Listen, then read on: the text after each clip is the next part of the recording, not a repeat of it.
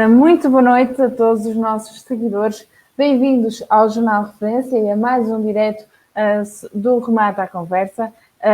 Hoje é uma edição especial, como referimos ao final da tarde de hoje, que será acerca da Taça de Portugal e da vitória do Sporting Clube de Braga nesta competição.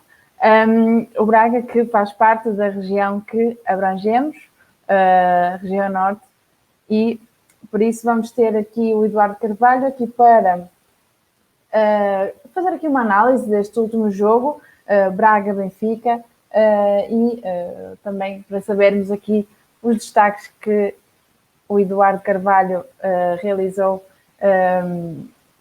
deste jogo. Já temos aqui o Eduardo no Facebook e também no Instagram. Olá, Eduardo, boa noite. Olá, Ana, boa noite. Um grande abraço a todos os que nos seguem, especialmente aos apaixonados por futebol, acima de todas as polémicas clubísticas. Ora, como eu tinha referido, vamos falar aqui apenas sobre a Taça de Portugal, sobre o último jogo, neste caso, mas antes disso, como já tínhamos referido anteriormente, que iríamos dedicar aqui um pouco de uma edição para esta competição, no fundo, à Taça de Portugal. Vou só aqui dar-vos algumas curiosidades acerca desta competição. Esta competição atualmente conta com a participação de 165 clubes e esta informação estou a seguir-me pelo que a Federação Portuguesa de Futebol disponibilizou. São 88 clubes do Campeonato de Portugal e 43 clubes representantes das associações distritais regionais de futebol, 16 clubes da Segunda Liga e 18 clubes da Primeira Liga. E aqui só referir que, para uma curiosidade, lá está, dos nossos seguidores, que queiram saber, a primeira edição da Taça de Portugal nos moldes em que é feita hoje decorreu em 1938-1939 e o vencedor foi a Académica. Anteriormente, esta competição denominava-se Campeonatos de Portugal, nos moldes ligeiramente diferentes do que hoje em dia se pratica. E só aqui também para terem como curiosidade, o Futebol Clube do Porto foi o primeiro vencedor desta competição, deste Campeonato de Portugal, em 1921-1922. Ora, agora sim, Eduardo, queria saber qual é que é a análise que fazes, no fundo, deste jogo que deu o título, deu a Taça de Portugal ao Braga, o Braga que jogou com o Benfica e o jogo terminou 2-0. Foi realmente um jogo que se previa algum equilíbrio, mas ao mesmo tempo com o Benfica numa melhor fase da época do que o Sporting Braga, apesar de ter tido uma época não muito positiva, aliás, uma época negativa. Os encarnados vinham de uma sequência mais ou menos cinzenta nesta fase final da época. Por exemplo, conseguiram vencer o campeão Sporting, o recém-coroado campeão nacional, e tiveram uma série relativamente interessante nestas últimas semanas. Relativamente ao Sporting de Braga, a equipa parecia muito desgastada, não só do ponto de vista físico, como anímico, também muito marcada pelas lesões. Esta temporada do Sporting de Braga, vários jogadores que foram sendo importantes a determinado momento surgiram com mazelas que foram graves e que os impediram durante grande parte da época, alguns durante o que restava da época, como o caso de Francisco Moura, um jogador muito importante naquele início de época, um jogador que foi uma surpresa agradável, por exemplo, no jogo em que o Sporting de Braga venceu no Estádio da Luz. Também Yuri Medeiros, que foi verdadeiramente crucial nesse período também inicial, um pouco mais prolongado, que foi um jogador que se lesionou mais tarde, mas que teve realmente uma importância muito grande e que Carlos Carvalhal se viu amputado para o que resta também da temporada, o que restava agora, porque a temporada já terminou. Nesse jogo, então, nesse Sporting de Braga-Benfica, final da Taça de Portugal, faltava aqui realmente o público, mas era um jogo que tinha ingredientes de grande interesse, duas das melhores equipas em Portugal, um bom futebol praticado, sobretudo pelo Sporting Braga esta época, e apesar da irregularidade, previa-se aqui uma final muito interessante de parte a parte. E o Sporting Braga assumiu o jogo a partir do momento em que se viu com mais um elemento, a partir dos 16 minutos em que Elton Leite foi expulso. Um lance algo controverso, mas no entanto a verdade é que o Sporting Braga já tinha começado melhor do que o Benfica. Apesar dessa proatividade que teve depois da expulsão do jogador adversário, neste caso do guarda-redes adversário, a verdade é que acredito que o Sporting de Braga teve muito mais, teve uma estratégia muito mais cirúrgica, muito mais bem idealizada para este jogo do que vinha fazendo ao longo da época com os vários adversários que foi tendo, sobretudo os vários jogos com o Sporting, também o jogo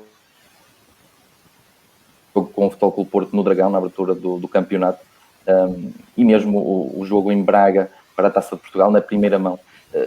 Se repararmos, todos os jogos que o Sporting Braga venceu em duelo direto com os seus principais adversários, foi numa perspectiva mais estratégica, não abdicando naturalmente do seu futebol de ataque, de visar a baliza adversária e não ser uma equipa passiva no jogo. No entanto, acredito que olhando ainda ao diferencial que existe entre os arsenalistas e os seus adversários mais diretos, é a postura mais correta para conseguir levar algo destes jogos, destes duelos diretos. Foi assim que o Sporting de Braga jogou, mesmo já depois da expulsão. Não caiu na tentação de partir com tudo para cima do seu adversário dessa noite, da noite de ontem, neste caso, que é o Benfica, foi o Benfica. Contra o Sporting, por exemplo, isso aconteceu e não com grandes resultados, como se sabe.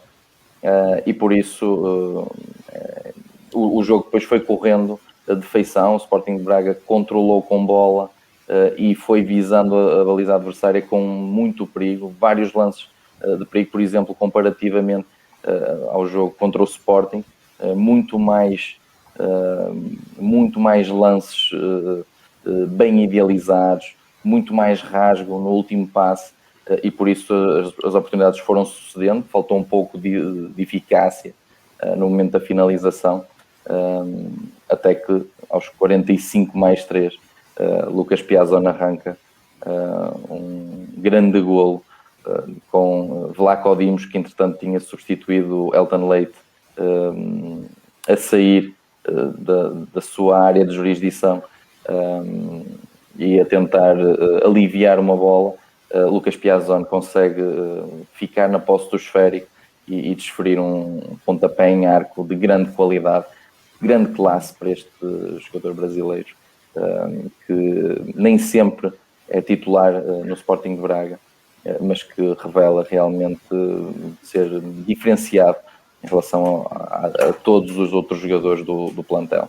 Na segunda parte, estando em vantagem, o Sporting de Braga também não cedeu à tentação de se fechar completamente, de cerrar fileiras e se tornar uma equipa de tração mais atrás, um bloco baixo ou médio baixo. Não, foi uma equipa equilibrada, que procurava não se, lá está, desequilibrar e ao mesmo tempo tentar também ampliar essa vantagem.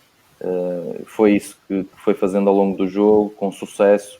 O golo surgiu só aos 85 minutos, esse segundo golo, o golo do 2-0, o golo da vitória, em que o jogo ficou praticamente decidido, mas a verdade é que houve várias oportunidades para que esse golo tivesse chegado mais cedo. Não aconteceu. Muito bem Carlos Carvalhal na estratégia para este jogo, como já tinha feito, como referi há pouco, no jogo da primeira volta do campeonato frente ao Benfica, no Estádio da Luz, e também no jogo frente ao Futebol Clube do Porto, na Taça de Portugal, no jogo da segunda mão, em que fez um dos melhores 45 minutos de que vi a equipa do Sporting Braga fazer esta época. Muito bem Carlos Carvalhal neste jogo, e vitória merecida para o Sporting de Braga, pelo que fez, não só depois da expulsão, mas também no quarto de hora inicial da partida. Bem, Eduardo, e já agora perguntava-te também se há aqui algum momento ou algo que queres destacar neste último jogo. Sim, há aqui vários jogadores no Sporting de Braga que estiveram em bom plano. Olhando ao 11 mais habitual de Carlos Carvalhal, faltava, por exemplo, o Francésio, que é um jogador que muitas vezes é decisivo para os bracarenses.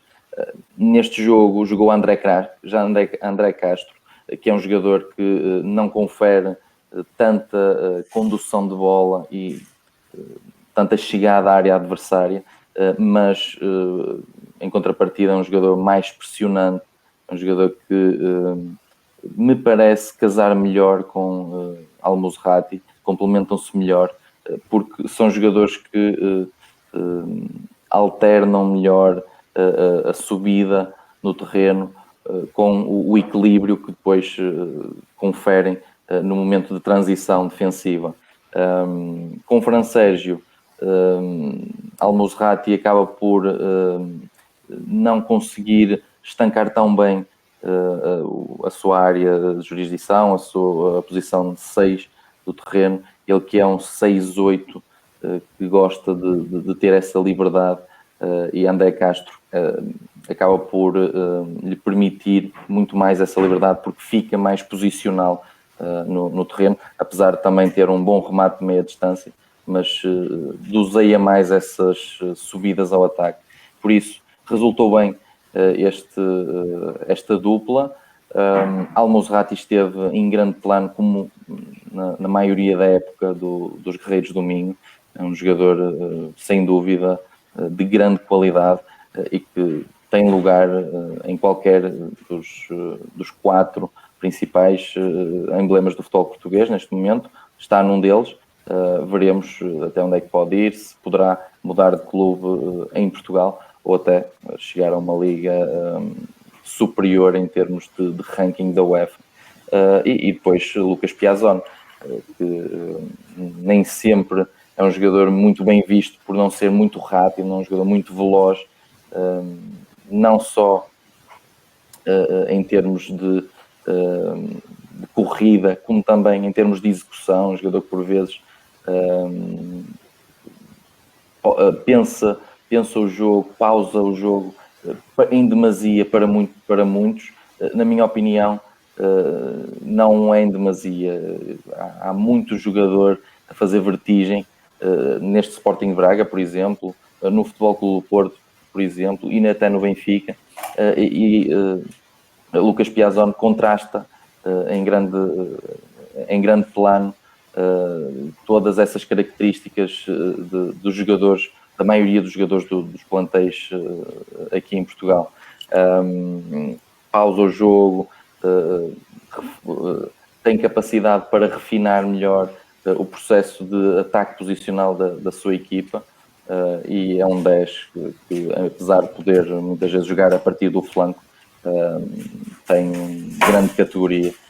Um jogador, foi uma excelente contratação por parte do Sporting de Braga, e serão os meus destaques individuais para este jogo. Em termos de momento do jogo, foi esse golo de Piazon que consegue dar tranquilidade ao Sporting de Braga, porque foi o golo inaugural na partida e serenou e acabou por começar a definir este resultado da partida numa equipa que tem tido alguma dificuldade nos duelos diretos. Muito bem, Eduardo. O remate à conversa de hoje fica por aqui. Obrigada pelos teus comentários e teremos em breve a tua presença aqui novamente para mais umas análises. Para já, deixa-me só lembrar que podem assistir a esta edição e também às anteriores sempre no nosso canal do YouTube, nas nossas redes sociais do Facebook, Instagram e também o Twitter, e também podem passar por jornalreferência.pt para ver a partir do nosso site o artigo que publicamos e também sobre outros conteúdos sempre relacionados com a região norte, que é a zona que abrangemos. Nós contamos convosco na próxima edição e obrigada por estarem desse lado.